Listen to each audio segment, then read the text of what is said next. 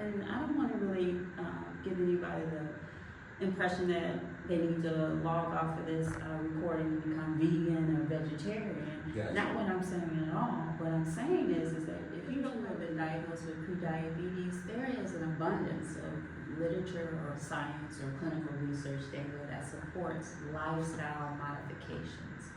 And those lifestyle modifications definitely have everything to do with consistent movement, whatever that means to you. It could be brisk walking, it could be cycling, it could be hiking, it could be tennis, it could be swimming, it could be basketball, it could be line dancing. It should be whatever you find engaging and interested in doing more often, right?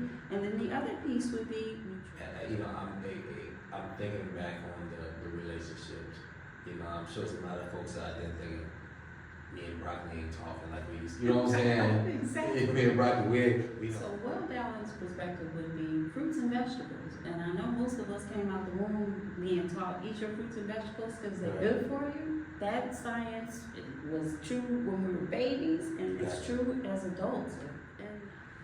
Hello everyone, I'm Karia Coleman with Terry Health, and I'm bringing you a very important conversation with Dr.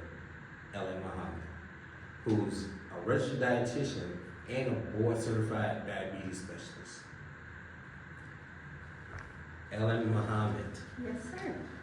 All right, so we go back many, many moons. Indeed, we do. Many, many moons. Our kids, I think before I even had any children.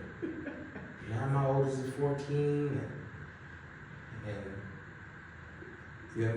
Let's just say it's been a long time. It's been a while. I say yes, a little bit, right? So we talk a lot about how, back in the day, you had a very good, I see your interaction with your clients, and it had me gain a respect for you, and I seen how you transitioned more into the nutrition, and you had this deep dive. Let's talk about your deep dive a little bit. Give everybody a little bit of idea of who you are and your journey into nutrition, and where that brings you to today. Sure. Like you mentioned, we go way back, right? Way back. I started this road or this journey in the physical training or personal training realm, right? And it was through just interacting and working with my clients that, the personal training certification was only getting me and them to a certain point. And it became more and more evident that there was a missing piece to the puzzle. And I, at that time, had some personal ambitions for myself, wanted to, look a certain kind of way, build a certain amount of muscle, et cetera, et cetera. So I had already kind of started doing my own research as it relates to nutrition. And the more and more I did as it relates to nutrition, I recognized that even though we were introduced to nutrition in our personal training certification, there was so much more science to learn so that we can begin personalizing our advice to our clients so that they can, be the best that they could be, essentially. We were experts, if you will, in the personal training domain, but I felt that there was a missing piece, which actually just prompted me to do a deeper dive. And out of that curiosity, I researched a couple of local programs and secured one, very competitive program, I might add. And here we are today. I actually acquired a master's degree at UIC in Chicago, and then just even in my pursuit of wanting to be the very best clinician that I could be, I sought a doctorate in clinical nutrition from Rutgers University. And just to kind of give you some background, I think this is probably a good time to kind of educate the audience as it relates to the difference between a dietitian and a nutritionist. Okay, let me interrupt you there, because we have had that situation where a client will come say, well, there's this nutritionist that work with bodybuilders or work with personal trainers, or it's a personal trainer who they're cheaper. And this guy's writing programs, diet programs. He gave me the whole diet for 3 months for $100. Right. Please, because I've told several clients over the years, I cannot do that. I told them I was a certified strength conditioning specialist, and I'm exercise physiology and strength conditioning, but I'm not a nutritionist. And I kind of explained it to him, but can you explain to us the difference between that guy on social media or in the gym and an actual registered dietitian, and what they can and can't do? Sure. And without going into this whole, soapbox, the distinction is the education, which is why I thought this would be a perfect opportunity to explain the difference between the two. Registered dietitian nutritionists have to undergo formerly a bachelor's program, but now a master's level program. And the curriculum is science-based, and not just science-based, we're talking about body, right? And all the body systems, the organs, the muscles, the tissues, etc.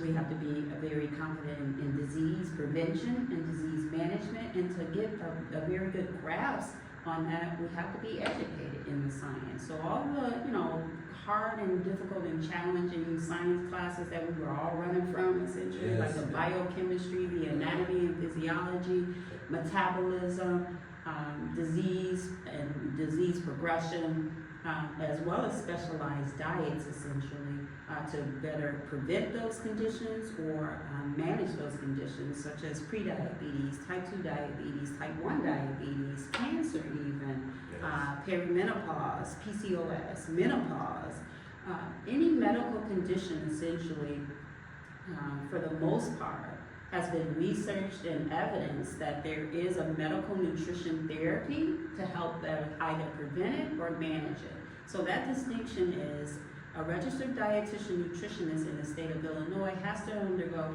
nutrition science education that is either, like I said, now a master's level, but in addition to that, they also have to practice in clinical settings so that they are competent in the areas to be able to educate and empower individuals based on those nutrition therapies.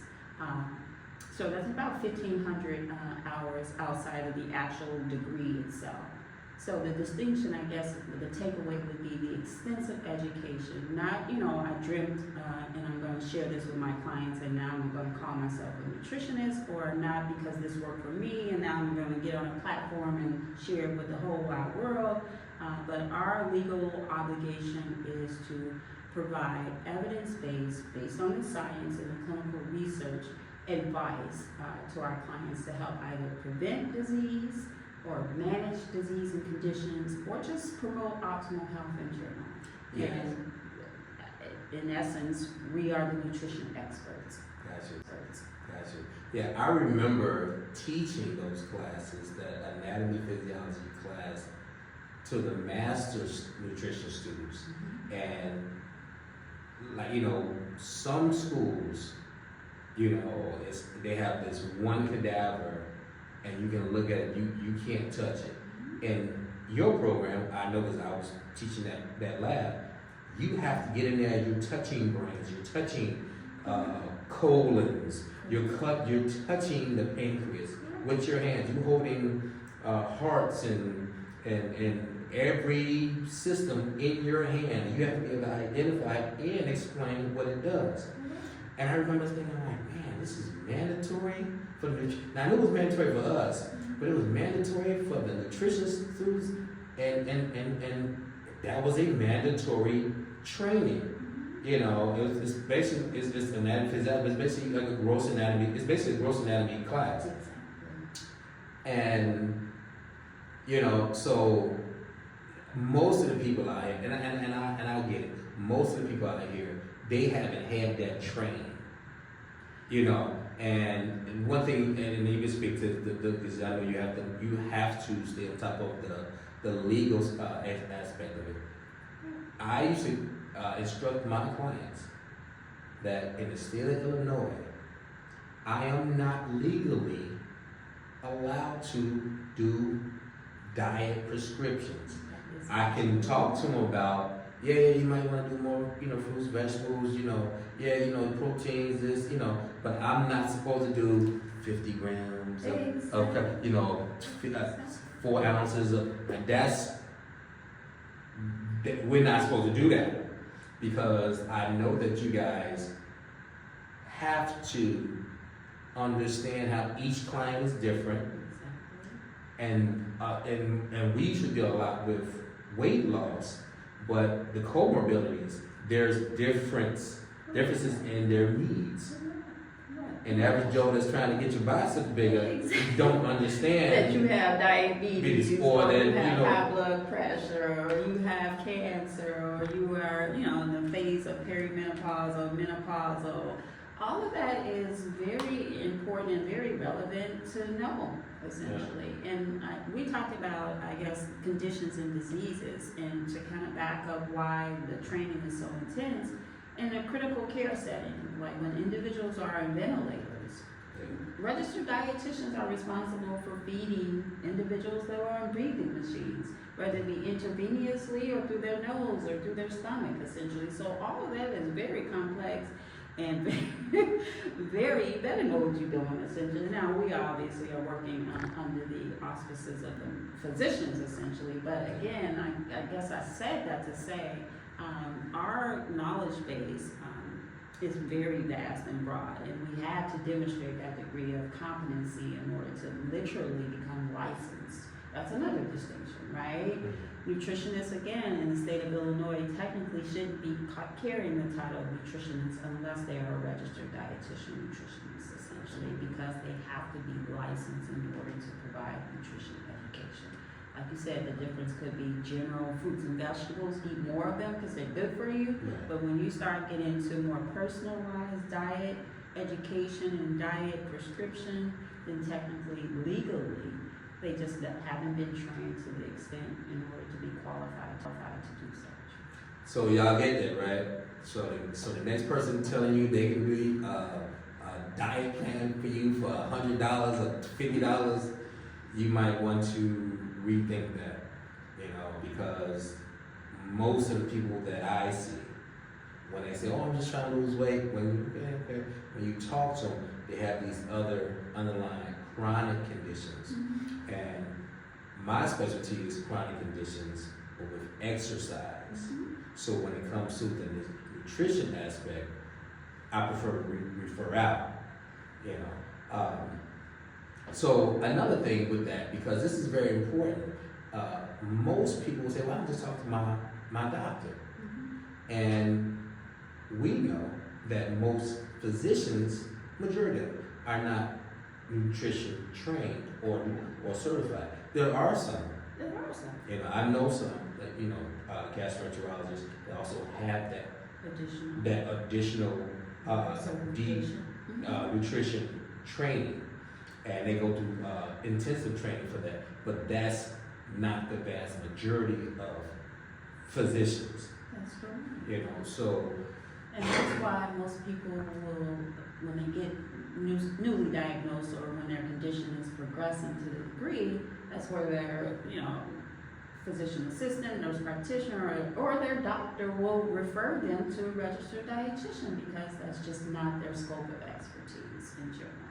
So in the medical world, registered dietitians are considered to be the specialists, everything nutrition or nutrition science, or in fact the nutrition experts. So no shade, it's just different course of training, essentially. So I guess we all stay in our lane and we work together collaboratively to, educate and empower the whole individual to be the best that they can be. So, and I agree with that.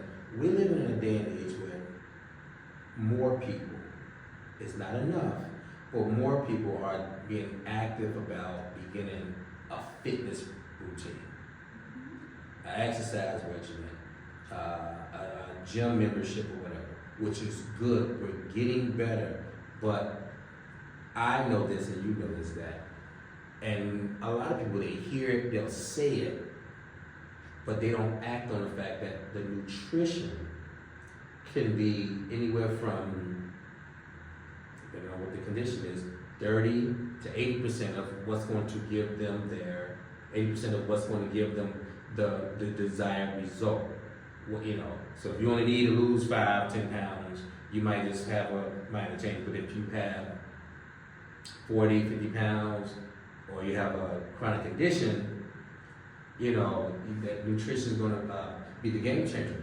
But my question to you is, what would you say to those who don't know that they need to have that same, you know, we say keep that same energy that you would for starting fitness or exercise aspect to starting nutrition? So it's not some afterthought, but seeking an actual registered dietitian. That used to be a saying that you can't outrun a bad diet. I mean, you can. Get out, train, run, right, You for can't cardio, out-train, right. you can't outrun, you can't outbox, you can't outswim, you can't out-peloton, you can't out whatever your thing is, essentially, good luck with that, essentially, right? And those of us who have put in the work, the blood, sweat, and the tears, we know that, you know, the physical activity and the training will only get us so far. Right? There generally is a point where we hit a wall when we recognize, okay, I probably need to start, you know, tweaking my nutrition, right? But I strongly advise us to take it together, take that journey together. Why not marry both of the sciences? They're both sciences, right? Absolutely. So why not marry the both sciences together so that you see more results and you don't have to, you know, play catch up and come back and grab the nutrition. And you get to your finish line a lot sooner, essentially. If you could go at it in both angles, from a nutrition standpoint as well as a training standpoint, you'll get to your finish line a whole lot faster than trying to, you know, separate the two sciences. And they really do gel well together, in fact. So it's not like you gotta, you know, quit your whole full-time job and all of a sudden start studying nutrition in order to, you know, meet your goal. It really is, like we have done in the past, a collaboration between both experts. Absolutely. Right? And working together for the greater good. And the more support you have from the two of us, or both disciplines essentially, the less struggle the journey may be, or the less bumpy the road may be. But if you into, you know, ditching pitfalls and having to reset and start back over and all of that stuff, then do you. But I would strongly encourage us all for the best outcome and a more aggressive transformation to, you know, start with both of them together and work through those sciences together. That's Be great. better off. I want to get into some specific topics that some of my clients and some of my fellows have asked me about. But before we jump into that, Ellen, a lot of people will tell you, hey, we got to, man, you work out, or you saying, you know, well, I'm gonna get to where I think your discipline comes into it. Where they say, well, I know a guy who's been working out every day he's in the gym, and he dropped dead from a heart attack or diabetes or whatever in his 40s or 50s. And I look into it, and if it's, and it was, I've known someone like that, and I used to say, like, man, okay, he would tell us he's going to Harold's, he's drinking. And I want to touch on that a little bit later too. But it was basically what they were. He was consuming all these other things that we've been told a million times we should consume, which is basically your diet. So that sound like that may be the. I don't know. It's like I think some people feel like they have forever to get it right. You know, but would you assume that you don't have to wait till you're 35, 45, 55, or 60 before you start this nutrition journey? Great. And you don't have to worry, and you don't have to wait until you get a diagnosis, right? In fact, I encourage you to pursue it before the diagnosis. In most cases, you can, you know, reduce your risk for the diagnosis. So just like you said, nutrition should be, you know, ground zero. right? And just moving through that as you move through that program, that plan, whatever it is your physical activity goal is, fundamentally speaking, nutrition is going to be very relevant. So why not make it your foundation, and then once that foundation is cemented, just continue to build from there. We're back here with Dr. Ellen Muhammad, and we're about to get into some of the more specific chronic conditions, because our programs, our grad school programs, they dealt with more than just weight loss and getting cute. But they were very, seriously, I remember, it's like every lab had a chronic condition that they focused on. And one of your specialties, and it's been a specialty of yours for years, is diabetes. And whether it be, so that's pre-diabetes and type 2 diabetes. Would you like to explain to some of the people like how that differs? Just when the doctor say you're pre-diabetic versus now you're actually type 2 diabetic? Sure. The difference is that in both cases there's been a detection of elevated blood sugar levels or elevated levels of sugar in the bloodstream.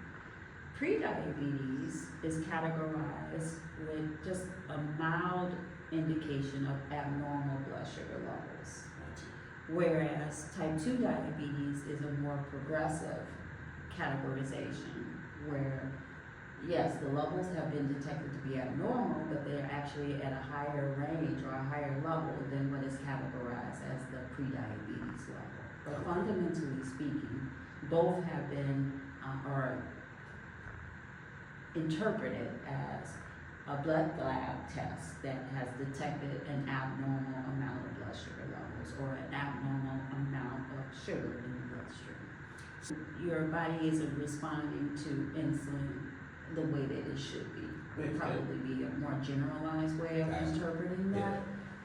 And certainly, if you use those terms of insulin resistance or insulin sensitivity, yes, there definitely are some dynamics going on behind the scenes, but if you wanted just a very basic understanding is that your body isn't utilizing insulin in the way that it should be. And for those of us who may not be familiar with what insulin is, it is literally just a hormone that is responsible for regulating our blood sugar levels. And in some cases, our body may be producing enough insulin, but our body may be resistant to the amount of insulin that we're producing. And in some cases, our body may not be producing enough insulin. So in essence, our blood sugars are regulated in that scenario as well. So those are two distinctive scenarios where you might be producing enough insulin that your body is resistant to the insulin that your body is producing, or the second scenario might be that your body isn't producing enough insulin altogether, or not at all in the case of type 1 diabetes. So Ellen, for adults who are dealing with who've been diagnosed as pre-diabetic, when you see them, what is one of the most common or impactful changes that you usually recommend? Now, we know that just for the sake of this conversation, that you're not telling everyone for every single situation, but what is like some of the most common nutritional changes for pre-diabetes that you notice? So with individuals who have been diagnosed with pre-diabetes, there is an abundance of literature or science or clinical research data that supports lifestyle modifications. And those lifestyle modifications definitely have everything to do with consistent movement, whatever that means to you. It could be brisk walking, it could be cycling, it could be hiking, it could be tennis, it could be swimming, it could be basketball, it could be line dancing. It should be whatever you find engaging and interested in doing more often, right? And then the other piece would be nutrition, right? And from the nutrition perspective, really focusing on a well-balanced dietary pattern in general. Right. So when you say well balanced, what does that mean? Because we have everything this person's diet to, you know, the all protein carnivore, Mediterranean, I get that. South American, South Side of Chicago diet. I mean, I'm being silly, but you know, you have all these diets. What is well balanced? Because some might think well balanced means go to that old food chart we had in grammar school. What does the science say? What does, you know, what would you say is well balanced? So well-balanced perspective would be fruits and vegetables. And I know most of us came out the womb being taught, eat your fruits and vegetables because they're good for you. That science was true when we were babies, and it's true as adults. And I don't want to really give anybody the impression that they need to log off of this recording and become vegan or vegetarian. Gotcha. Not what I'm saying at all. What I'm saying is that if you don't have a relationship with fruits and vegetables, right about now in your adult life, now is the time to, I mean, you might not have to be best friends or BFFs, but at least become acquainted with more fruits and vegetables. And that is because we know that more of a plant-forward, not diet, but a plant-forward dietary pattern has been associated with better health outcomes, whether it be reversing the prediabetes or, you know, slowing the progression of prediabetes to worsening to the degree of type 2 diabetes. So, in answer to your question, a well-balanced diet, I'm actually going to paint a picture for you and the audience. Go ahead. Because most of us have probably seen it. Like you said, we were familiar with the food pyramid in the past, and it's not like that was wrong. That science has just been more updated to be with the modern times, essentially. And what that science was advocating for in the past was, fundamentally speaking, at the base of that pyramid were fruits and vegetables. But it's translated in 2025 in a way of a plate. Gotcha. Have you ever seen the plate method, or have you ever heard of that being referenced, or the model of a healthy plate, where we're taking a regular size lunch and dinner plate and we're carving half of that plate and filling it up with vegetables? And then that, of course, leaves us one remaining half that we're going to divide in half. So that would be a quarter for whatever that starch is, whether it be the rice, the potatoes, the corn, the peas, the pasta. And then the last quarter would be whatever lean meat, if we're introducing meat, is ideally could be a plant-based protein, like our beans or our lentils, but protein in any sense, essentially. So when we glue together all three of those components in that allocated quantity, that is what is intended to be a well-balanced plate of food or a well-balanced meal. Half a plate of veggies, quarter the plate of a starch, and a quarter the plate of the lean protein if we're introducing meat or plant-based protein. Okay, so that's basically 50% fruit and vegetables, Yes, sir. 20% of a good starch, 25%? 25% of a good starch, and then 25% of a protein source of your choosing, preferably, you know, Plant-based protein for, you know, heart health, for those of us who have high cholesterol concerns or, you know, genetic predisposition, meaning our family has a history of high cholesterol, and we definitely want to be more mindful of introducing more plant-based proteins instead of animal-based proteins. But again, there's room for whether it be plant-based protein or animal-based protein. If you elect to introduce the animal-based protein, then we encourage you to make a lean choice. So, okay, you know, I'm thinking back on the relationships. You know, I'm sure there's a lot of folks out there thinking, me and Broccoli ain't talking like we used to. You know what I'm saying? Exactly. Me and Broccoli, we know, how's Broccoli doing? I don't know. Talking about it. Right, we ain't talked in quite some Yeah, time. you know what I'm saying? Like, you a cauliflower? I saw you with cauliflower the other day, and yeah, we ain't together no more. You know, so for those people, you know, because I've had clients say that for years. Man, I ain't eat this, but what they want to eat is the, you know, the broccoli with the cheese on it or whatever, you know. And to your point, we'll meet you where you at, right? So as long as you're getting broccoli, we can deal with the cheese, right? And work through that process with you, but again, I'd rather, have you eating broccoli with cheese instead of no broccoli at all, right? Okay. So if you take a look at the, benefits versus the benefits, right? Okay, we got some cheese on board, but I mean, the benefits of broccoli being present more often and more consistently outweigh the cheese part. Okay. And as well as not having the vegetable in it at all.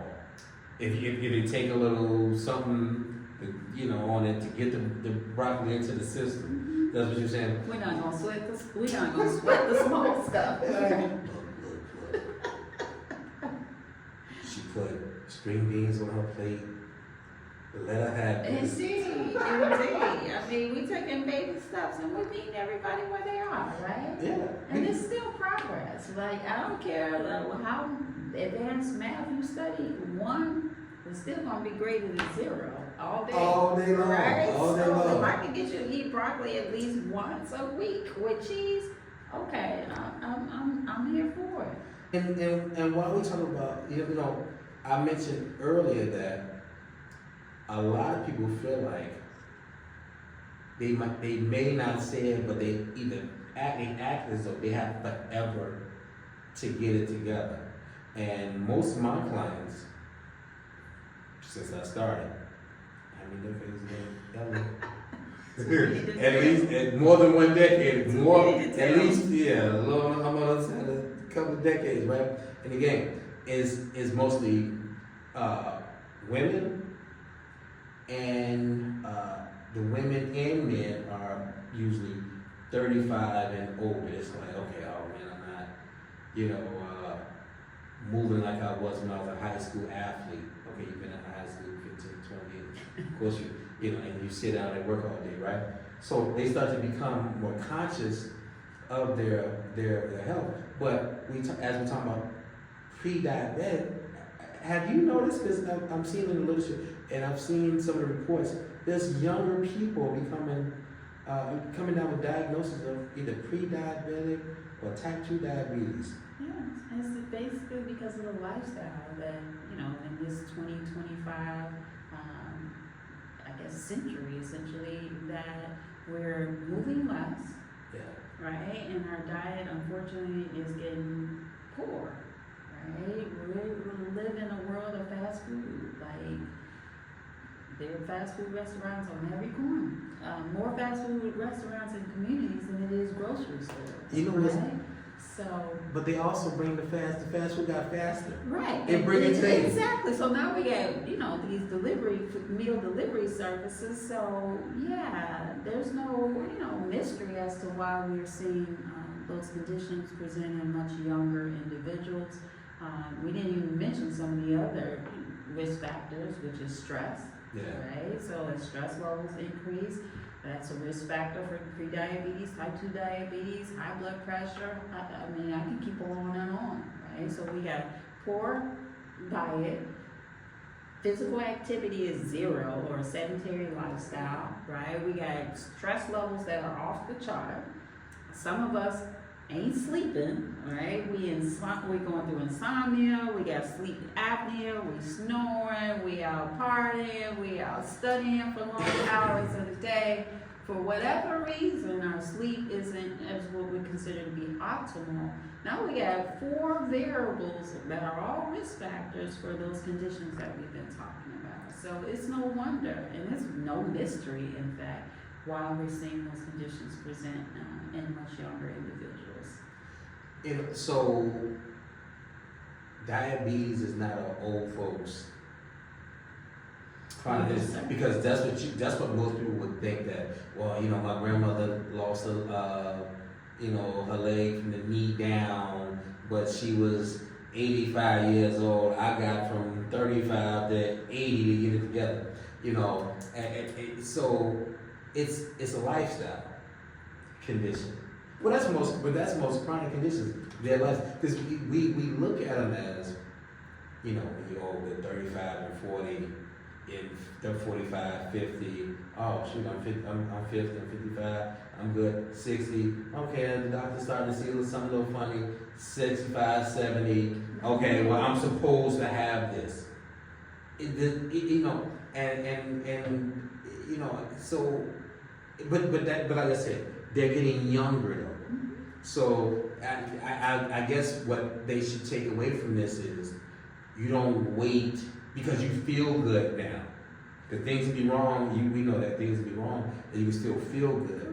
Or you feel like whatever's, it might not be good, but you feel normal because your body gets used to it. But more clients, what would be the profile? Is it a special profile?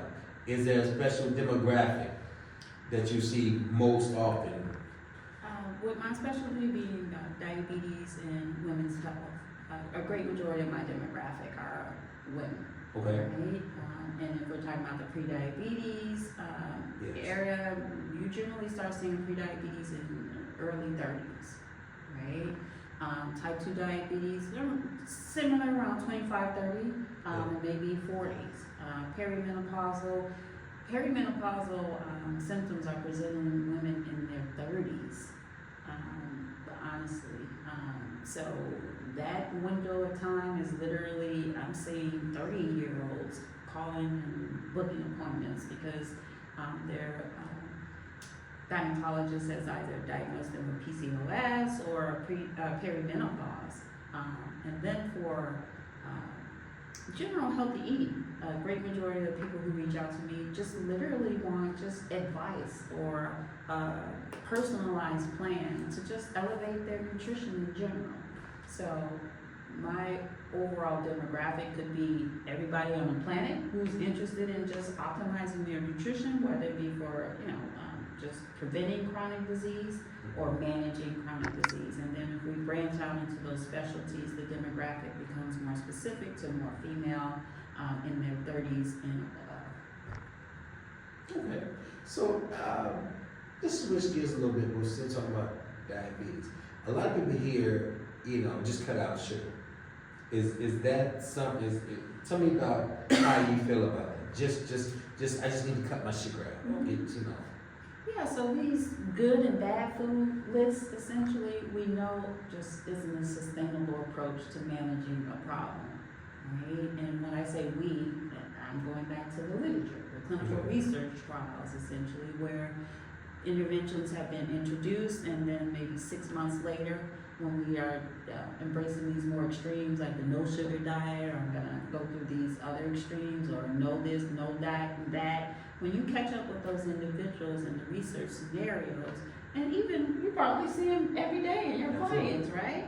Generally speaking, they'll go down this journey and be able to maintain it for maybe 30 days, maybe, 60 days, but catch up with them 6 months later and they will be like, no sugar, no, I'm not on that right now, right? Exactly. So we recognize that these more extreme dietary approaches where this is a good food, this is a bad food, or I'm not going to eat this, or I'm not going to eat that, it's just not sustainable, nor is it necessary. If we navigate this process with balance, you can negotiate a healthy relationship with all foods, but also honor and get to your overall finish line or check off all the wellness boxes that you want to check off. If you are working, strategically to go about it. And we talked about the sugar in the portions of the plate, as far as the percentage of the plate. Does the plate represents portion control? Is that one way of controlling portion? It is. Because that's another people like, well, how much? So tell me about that more. Is that the portion, that one plate enough? Because what about when I go back to seconds? Because I like my sister's macaroni and cheese. If you want to go back to seconds, then I challenge you to go back for a half a plate of that non-starchy vegetable first. Remember that whole 50% vegetable side? You saying the 50. So you telling me. If you get through that whole round of that first plate where you have 50% carved out and filled with your vegetable, 25% with the lean protein or plant-based protein, and the remaining 25% of the starch. Gotcha. If you get through that whole 9-inch plate, regular Yes. size lunch and dinner plate, Yes. and you believe that you want to go back for more, I challenge you to go back for more vegetables. Okay, so see, I heard you saying believe. We'll come back another time. We talk about the hormones that triggers to the brain to let you know that you had enough. Okay, you're pretty quick. You picked up that word. We've been. Well, I would say, well, today ain't about me, but I know that, because a lot, I tell my kids like, you're not hungry. Pop, I am hungry. No, you're not. You was hungry before we ate, but I just saw what you ate. You had, whatever the different items and more than enough of them. But that signal haven't reached the brain yet to say that. That signal, you want to know how long it takes? Tell them. 20 minutes. Now, what's the hormone that it's the gut brain signal. It's the gut brain signal, right? And it takes it right. Literally 20 minutes for your gut or your stomach or your stomach essentially to communicate the signal to your brain that you're full, you're satisfied, you're right. Satiated, yep. Right? Yep. So if we are like Speedy Gonzalez and we eat in 5.5 seconds essentially, then we probably aren't getting that signal in. We are up off that table and in the kitchen for the second round. But for those of us who are challenged by, okay, I get to this first well-intended, purposeful plate that we've just described, and they still feel that they're hungry, I would encourage them to slow down that process and give that, eating experience, extend it over the 20-minute period of time, and then evaluate. Are you really hungry at that point? Yeah. And more than likely, they'll probably respond, yeah, I'm good. Okay, that makes me feel good, Ellen, because I used to give my clients a cheat code. But I used to cheat them without knowing that I'm cheating them. And that would be, they say, well, Thanksgiving is coming up, and Auntie so-and-so gonna have that sweet potato pie, and Uncle so-and-so gonna have this particular dish. And I told him, I said, finish, I said, get what you want when your first plate. Don't pile it up, because you know how we do, right? Because you scared you're gonna miss something, and if you don't get this other thing on the plate, it's gonna be gone because everybody's out of town, right? They go and little Pee Wee, he don't want to eat the vegetables. He want to go straight to the one thing that you like, right? So I told him, don't pile it up. I said, just come back later. But how much later, okay? Because there's gonna be a lot of folks there. I said, give about 30 minutes, and then go back and get a little bit. I said, but the cheating them is, I said, get whatever you want to give. But like the things that you would expect me to tell you not to get them second. You know what I'm saying? Go get the second round, right? But because the thing is, they're not hungry.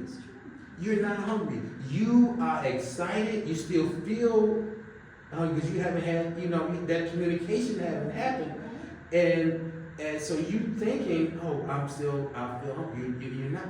You put in enough food already to be in what we used to call an overfed state. So I told him, give about 30 minutes. Because I already know 30 minutes you're going to be like, I'm not hungry. Indeed. And that's true for the great majority of people. I don't want to kind of just minimize this science because there are some people who just don't get that signaling. Right? Which is why we're living in an epidemic of obesity, essentially. Yes. Some people just don't get that signaling. They don't get that fullness cue, essentially. Or some people have been eating in a fashion for so long that they just will blow past that signal, right? Depending upon what their upbringing may be, because food is a very complicated dynamic, right? And it's not just because of, they may be eating because they're not full. Some of us grew up in households where you better not get up out of this table before you eat everything on this plate. right? So if that was, drilled in us as children, a lot of us carry that mindset into adulthood. So you might be sitting here looking at a full plate of food and get an earlier indication before you even finish this plate that you're full and you're satisfied. But you might just force yourself to sit there and eat because in your mind, you better not get up out of this chair until you finish this food. So it's just so complex, right? And that's why we were talking about earlier in our talk, and we really have to address this from an individualized perspective. And that really kind of distinguishes a registered dietitian from a so-called, if you will, nutritionist.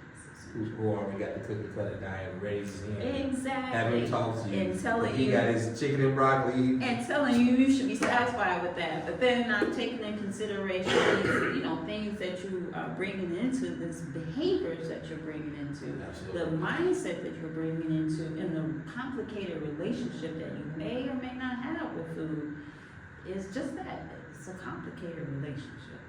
You talking about me here, Ellen. You talk about me now on camera, because I ain't gonna lie. My mom would say, you ain't waste my food, and I caught myself saying that same thing. Because even as an adult, I'm thinking like, I'm not even full. I'm full, and I'm not even hungry, but I got Florence in my head saying, yeah, I'm wasting my food now. Exactly. And I be thinking like, well, okay, what's only like a few more spoonfuls. A few more spoonfuls, or I got another extra piece. I'm not even hungry because laughing, joking around, taking whatever. That time went by, Exactly. and now the signal started to reach. You hit, especially in the holidays, the signal starting to get there to your brain and say, hey, you're fine, you're full. You need nothing else. Mm-hmm. And depending on how we were eating, how fast we were eating. You may start to have signs that you're in an overfed state, and you think like, oh man, I'm full. But you still see this piece of sliced turkey or whatever, the dressing and all, you got all this extra stuff because this auntie gonna be mad, or this cousin gonna be mad because That's a whole nother dynamic. you didn't get none of my Yes. I made that sweet potato pie that you said you In some cultures, And you you're bet- a and you- whole other thing, right? In some cultures, if you don't eat it, it's interpreted as disrespectful, right? So you're sitting there full, but you don't want to disrespect everybody else and everything that's going on, so you force yourself to eat then. So that's a whole other scenario, right? That really kind of just, provides examples as to why just our relationship with food could be, multi-layered and super complicated. Right? Yeah. A lot of dynamics. So what I find myself doing now, Ellen, is I try to trick the kids. I still have this same mind, so you're working on me too right now. I have the don't waste my food thing because I got Florence in my head. But what I do when the kids say, yeah, do I have to? You went from loving vegetables to now you eat vegetables. So I'll say, here's the thing. Eat your vegetables first.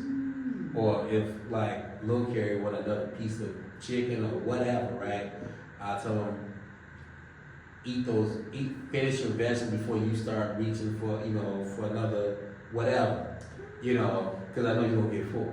But he like his father, he gonna reach and grab it anyway because I'm not gonna let you tell me I can't have something, right? Which is something that I don't want him to practice because it's like, because you're athletic, you burn it off now. Who knows where your life's gonna lead when you get up there? Absolutely, right? So people need to understand that, with the blood sugars and type 2 diabetes, that this is it's not an old folks thing, and as you just pointed out, there's some psychological, and as well as past upbringings that may go into our behaviors. So it's behavior modification. Indeed. Lifestyle and behavior modification. Indeed. A complete package. And going back to the science, right? And that what you just made mention of is science. Absolutely. Right? So Ellen, we covered nutrition for diabetes, type 2 diabetes. We used to be services how to contact you? What's the best way to reach you?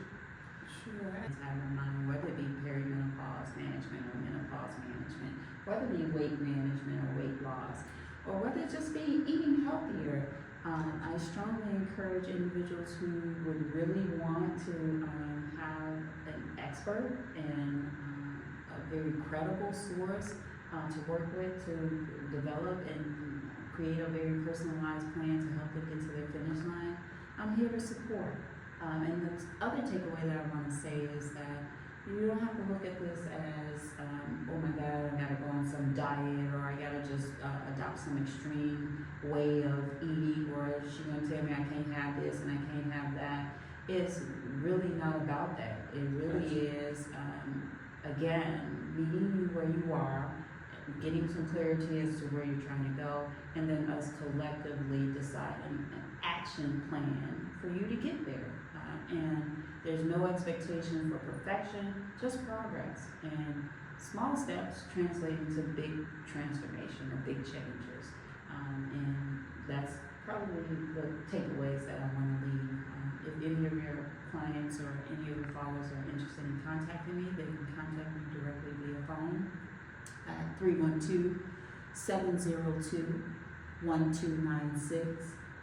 Or via the web or IG handles, which we'll post, but the website is nutritionandbeyond.net, and then of course post the QR code that they could just scan to get direct booking access. But overall, I'm on all the socials, Ellen the nutritionist, but again, we'll publish formally all my handles and contact ways or means. Absolutely. All right. Well, thank you, Ellen. I appreciate you coming out, and I'm pretty sure you gave us lots of information to digest. And thank you. Well, thank you for having me, inviting me. It's really a privilege. It's really a good thing to